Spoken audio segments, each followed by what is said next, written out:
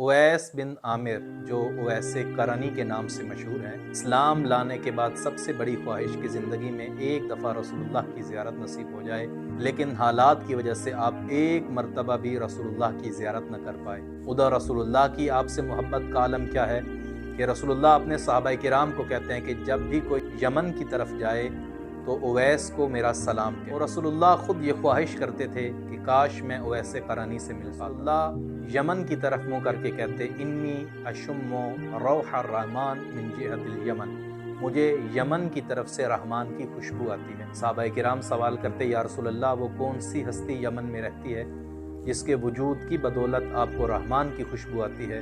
तो रसूल मुस्कुरा के फरमाते, यमन में मेरा उवैस रहता है। हज़रत उवैस करनी का पेशा ऊँट चराना था और उसी ऊँट चराने की आमदन से जो कुछ माल मिलता वो अपने लिए और अपनी माँ की देखभाल के लिए इस्तेमाल करते। क्योंकि इनकी माँ बूढ़ी और नाबीना थी, इसलिए हज़रत उवैस दूर का सफ़र नहीं कर पाते थे, सारा दिन उनकी खिदमत में गुजर जाता था। एक दिन अपनी माँ से रसूलुल्लाह की ज़ियारत करने की इजाज़त मांगी। माँ ने इजाज़त दी और साथ ये हुक्म दिया कि तुम्हें एक ही दिन में वापस लौट के आना है। हज़रत उवैस करनी इंतहाई खुश दिली के साथ यमन से मदीना सफ़र करते हैं और जब ये रसूलुल्लाह के घर पहुँचते हैं, इत्तेफाकन रसूलुल्लाह उस दिन घर मौजूद न थे, किसी सफ़र पे गए हुए थे। काफ़ी देर रसूलुल्लाह का इंतज़ार करते रहे, लेकिन माँ का हुक्म भी जहन में था कि मैं एक दिन से ज़्यादा यहाँ नहीं रुक सकता, मेरा वापस जाना ज़रूरी है। जब उवैस रसूलुल्लाह के घर से जाने लगे तो मौला अमीरुल मोमिनीन की ज़ियारत को आए और जब मौला अमीर के पास पहुँचे, मौला को देखते ही बेसाख्ता रो पड़े।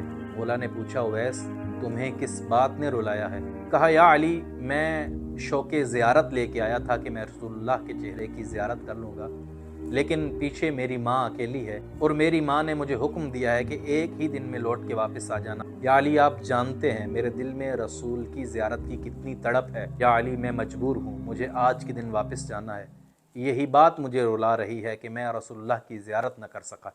मौला अली ने जब ये बात सुनी, मुस्कुराए, उवैस को करीब बुलाया, अपने सीने से लगाया और कहा, उवैस, मेरे पास भी तुम्हारे लिए ख़बर है जो मुझे रसूलुल्लाह ने दी थी। रसूलुल्लाह ने फरमाया था कि मैं उवैस करनी की जन्नत की ज़मानत देता हूँ और क़यामत के दिन उवैस करनी का मकाम ये होगा कि ए अली, वो तुम्हारे और मेरे साथ मिल के शफ़ाअत करने वालों में से होगा। हज़रत उवैस करनी ने जब मौला अमीर की ज़ुबान से ये बात सुनी तो और रो पड़े। कहा, या अली, मेरी अज़मत किस अमल के बदले में है? मौला अली ने कहा कि जो तुम अपनी माँ की खिदमत करते हो, ये उस खिदमत का सिला है कि महबूब खुदा उवैस तुम्हें महबूब रखता है। अपनी वालिदा के इंतकाल के बाद ये यमन को छोड़ते हैं और मदीना में मौला अली की खिदमत में हाजिर हो जाते हैं और अपनी पूरी ज़िंदगी बारगाह अमीरुल मोमिनीन में वक्फ़ कर देते हैं और आज इनका शुमार मौला अली के जलीलुल क़द्र असहाब में से होता है। ये सारी बरकतें और इज़्ज़तें खुद मौला अली ने ख़बर दी है कि ए उवैस, तुम्हें ये मकाम तुम्हारी माँ के एहतराम में मिला है। आज हम भी अगर रसूलुल्लाह की निगाह में इतना बुलंद होना चाहते हैं कि रसूल हमें भी अपनी दुआओं में याद रखें, रसूल हमें जन्नत की ज़मानत दें और मौला अली मुस्कुराते हुए हमें और आपको अपने गले से लगा लें, तो उसका एक अमल जो ख़ुद मौला अली ने बताया है, अपने वालिदैन से हुस्न सलूक करना है, उनका एहतराम करना है।